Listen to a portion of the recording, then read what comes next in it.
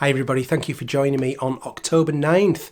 People across the world today remembering John Lennon on what would have been his 83rd birthday.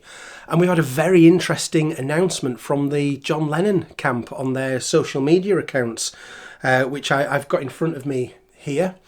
So it looks like the full contents of the Imagine Ultimate Edition from 2018 are being made available today on streaming, in spatial audio, and available for download. Now, the vast majority of this is available anyway, but also including the Blu-ray stuff that's on here. So some very interesting additional takes that are on the Blu-ray are going to be made available for the first time.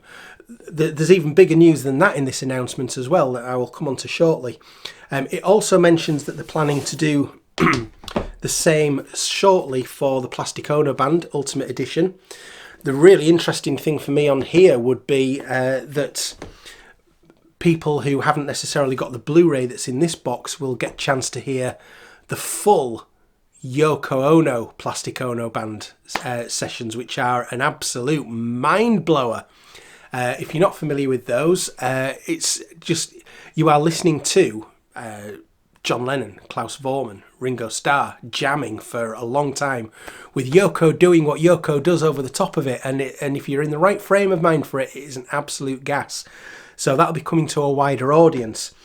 But also in this announcement, which I'm just going to get up on my screen, it says that they will be releasing a brand new, completely remixed Mind Games The Ultimate Collection in the summer of 2024, featuring an incredible 6 albums worth of material, followed by even more surprises later in the year. Fantastic.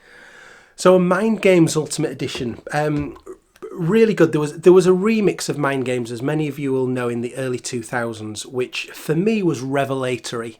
It really lifted that album into something better than it had been before for me. And I only got to know that remix probably I think it was about 2 or 3 years ago. So I'm very interested to see how they can take the leap again with a brand new remix of Mind Games, which I'm sure they will, because the quality of the remixes that they've been putting out by Paul Hicks has been superb. Now, I know about a year ago we were expecting that we would get a Sometime in New York City Ultimate Edition box set, and unfortunately that hasn't happened. I really hope that at some point in future it will. Maybe they're concentrating more on John's more well-known, more, shall I say, commercially viable albums. Is it something to do with that song title on Sometime in New York City? Maybe, maybe not, we don't know.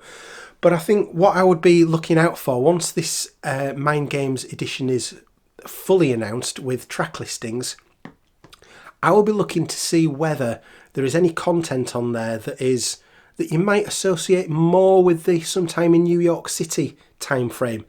If there is that there, then that suggests to me that maybe they're not going to do Sometime in New York City. If all this 6 albums worth of content is definitely Mind Games era, then that gives me hope that still we may get Sometime in New York City box set at some point in the future. Maybe, obviously, after Mind Games, perhaps after the likes of Double Fantasy, Walls and Bridges, etc. But I really hope that that does come eventually. So we will know more, presumably early summer, late spring, something like that, when they announce the full track listing.